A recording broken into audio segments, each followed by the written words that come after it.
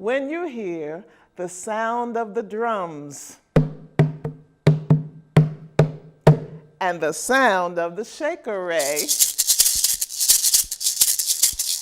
you know it's time for the Griot Storytelling Circle. Welcome to the circle. Welcome to a time for stories, songs, and all things Laurel. My name is Martha Ruff, and I'm your griot, your storyteller. And today, it's time for music. It's that time of year when we're going to be outdoors, and there are going to be outdoor concerts. We're going to be getting together and listening to old school music, and we want to know what's some of those things that have made our music come to be what it is. Well, you can spend a whole day with music, starting from when you wake up, and you might have a song that comes from the African American experience that says, "In that great getting up morning, fare thee well, fare thee well. In that great getting up morning, fare thee well, fare thee well." Well, where did those songs come from? They came from a people who were oppressed, but who found something within themselves that gave them some songs to help them along the way. And Nikki Giovanni tells us about those people in her book, On My Journey Now. She tells about the African American spirituals. And she knows a little bit about that because she is a graduate of Fisk University. And Fisk University was the home of the Fisk Jubilee Singers. Now, Fisk College began in 1866, and by 1871, they were running out of money. And so they were trying to find ways to raise money to keep their school going. And a group of students said, "We can help. We can earn some money." "And how could you do that?" asked the president. "We can sing." Sing, Well, the president gave them permission to go raise money by singing. But he said, "These days and times, it's not safe for you all to go traveling around singing by yourselves." There was the Ku Klux Klan out and other things that would be dangerous for African American students in 1871. And so one of their professors, Mr. George White, went with them. And he said, "If you're going to sing, you've got to sing some of the songs of this that are popular with people."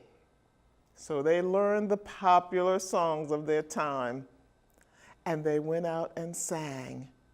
And the people, they didn't like it at all. They weren't enthusiastic at all. Their audiences did not give them the response that they thought they would. They went back to school and they thought about, what's wrong? What are we doing wrong? We know that everybody loves our singing. And one of their other teachers, Miss Ella Shepherd, said, "You all are not singing from your heart. You need to sing those songs that speak to you. You need to sing the songs that you know." And so that's what they did. They started out with something that spoke to their experience, that spiritual that says, "Steal away, steal away, steal away to Jesus." And when they began singing those spirituals, the things that their audience had never heard, or the things that their audience loved to hear, they got an enthusiastic response. And soon they were touring all over the country. And they even got invited to go to Europe and sing before the Queen. It wasn't long before the Fisk Jubilee Singers were known all throughout, and they were a stepping stone, a musical note that got Fisk University its start and helped to continue it to today.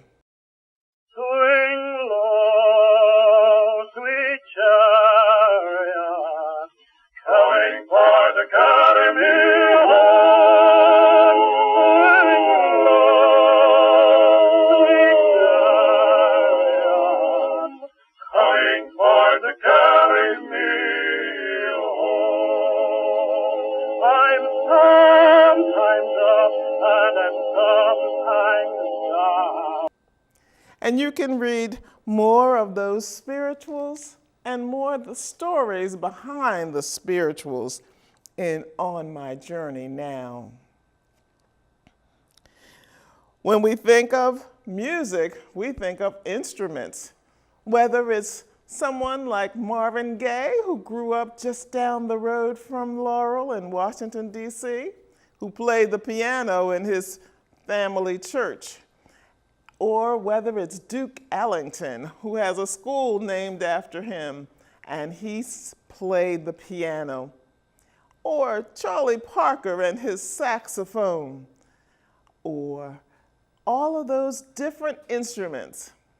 For our little ones, we want them to know this instrument song that tells them about different kinds of instruments, like a violin.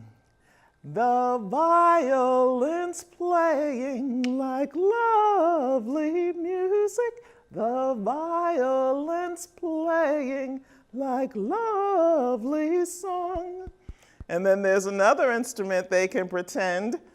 The clarinet goes doo-da, doo-da, doo-da, doo-da, dat. The clarinet goes doo-da, doo-da, doo-da, dat. Or one instrument that children love to hear, and that's those horns. The horn goes da da da da da da dum. The horn goes da da da da da da dum. Whatever instrument you enjoy, think about learning how to play it and then joining in. There's one instrument that we all practice at from when we're little to when we get older, whether it's with our hands or whether it's with an actual drum. We love percussion instruments, those instruments that you just need a hand or a mallet to strike it and make a noise.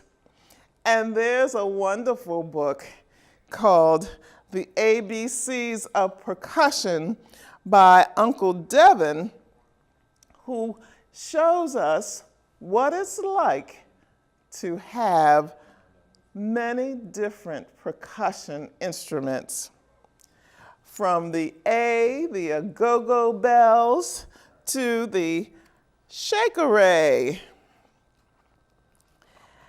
And you can see the shakeré with beads around it, and you shake it, and it makes a tinkling noise.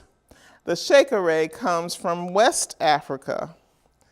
And then an instrument that all of us are familiar with, the tambourine. And the tambourine is usually round and has some tinkly sounds on the sides, and then you hit it just like a drum. And you can see all of the percussion instruments from A to Z in this book, The ABCs of Percussion. What's the one thing that we like to do with music? It's to sing. There is power in the music. And so, one of the characters in our folk tales, knows of the power of music, and his name is Brer Rabbit. Now, you know, we tell those Brer Rabbits to everyone from young to old because Brer Rabbit is sometimes seen as just a fun rabbit.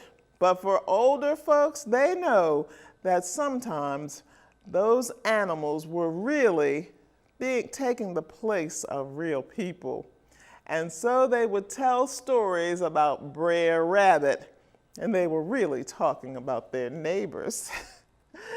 There was a time when Brer Rabbit wanted to marry the king's daughter, and he had some competition from Brer Fox. And Brer Rabbit wondered how could he knock Brer Fox out of the competition. And Brer Rabbit got an idea. Brer Rabbit went into the king's forest and he got rid of some of the animals that were in the king's forest. Now, no one went hunting in the king's forest except the king and his hunters.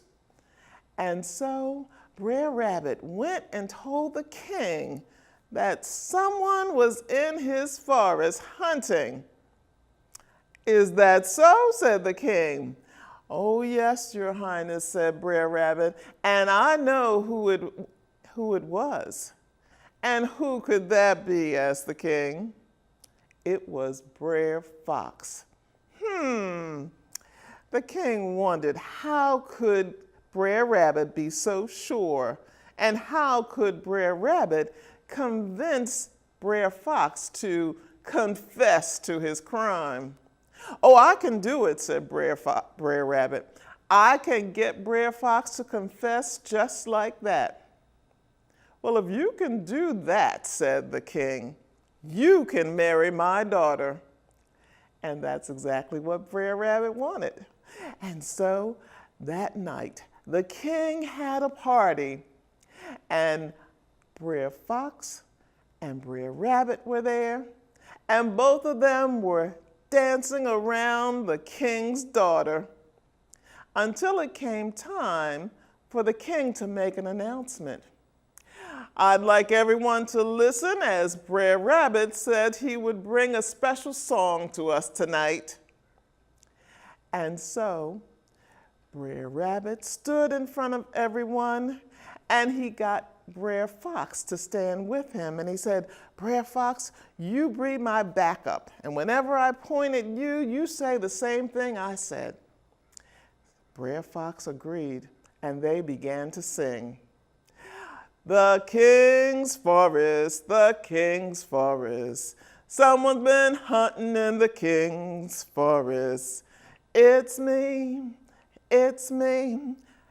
And he pointed to Brer Fox, and Brer Fox said, "It's me, it's me. Someone's been hunting in the king's forest. Someone's been hunting in the king's forest. Brer Fox, it's me." And pointed to Brer Fox, and Brer Fox says, "Brer Fox, it's me." And the king was amazed. Here was Brer Fox admitting to hunting in his forest. "Call the guards," said the king. "Take him away." And the guards came and took Brer Fox away. And Brer Rabbit, yep, he married the king's daughter. And from that day until this very day, rabbits don't sing anymore. They don't have to. He's already married the king's daughter. And that's what happened when Brer Rabbit was courting the king's daughter. Well, there's the time when animals talk just like people, and you can read more of them in the Tales of Uncle Remus and the Adventures of Brer Rabbit. And this one, there are many different versions, but this version is by Julius Lester. One of the things that you'll want to be sure to do whenever you hear music is to dance.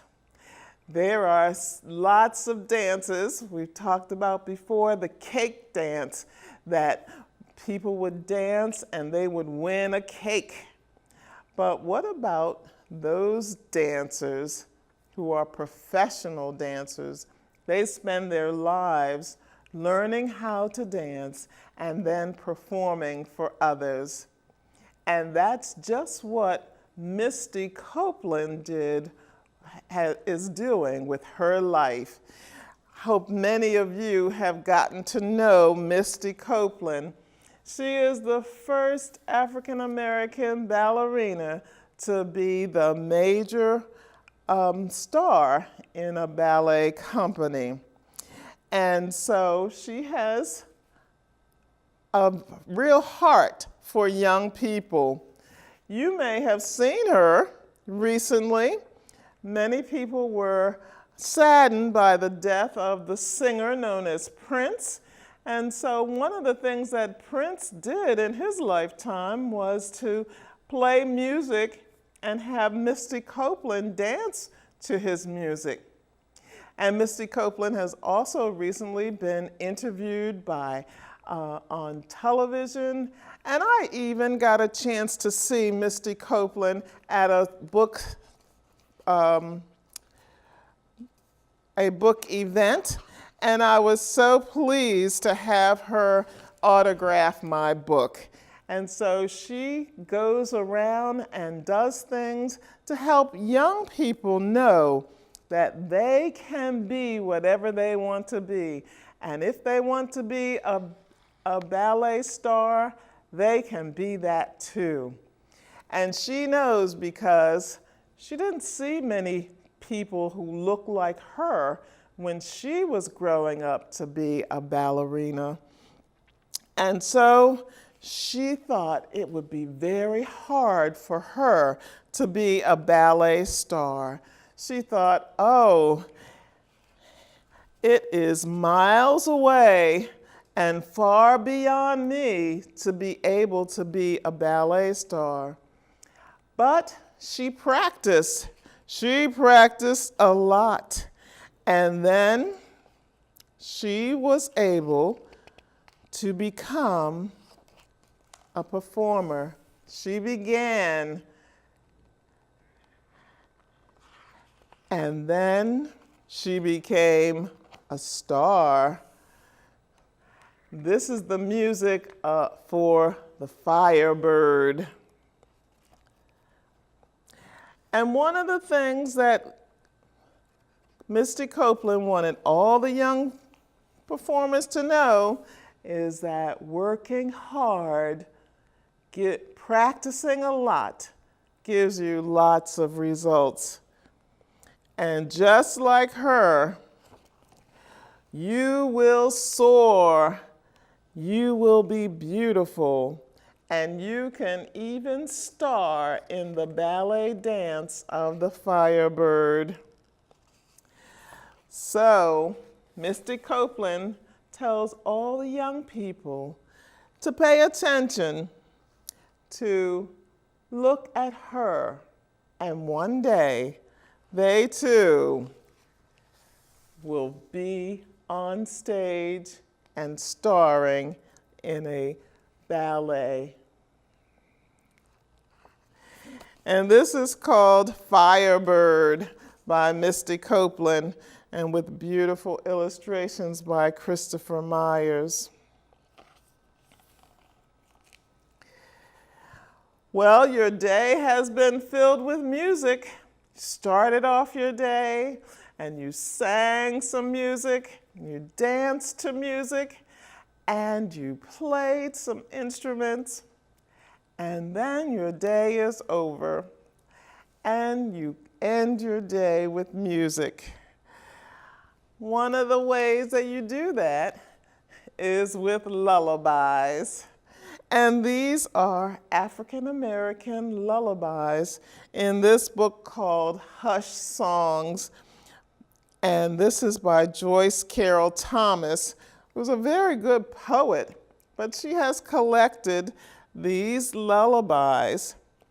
And one of them is very well known.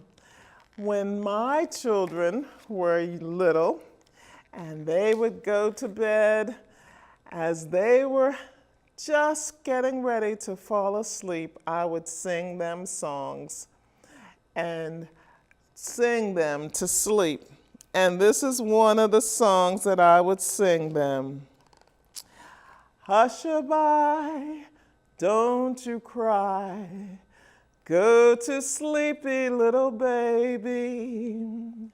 When you awake, you shall have cake and all the pretty little horses, blacks and bays, dapples and grays, all the pretty little horses. And that song is called All the Pretty Little Horses, a lullaby for your children and for your children to learn. This book also has the music for it. So whether you play piano or violin or another instrument, you can play a lullaby from this book called Hush Songs. Well, I hope you have enjoyed this time for music and that you will come back the next time and join us for the Griot Storytelling Circle.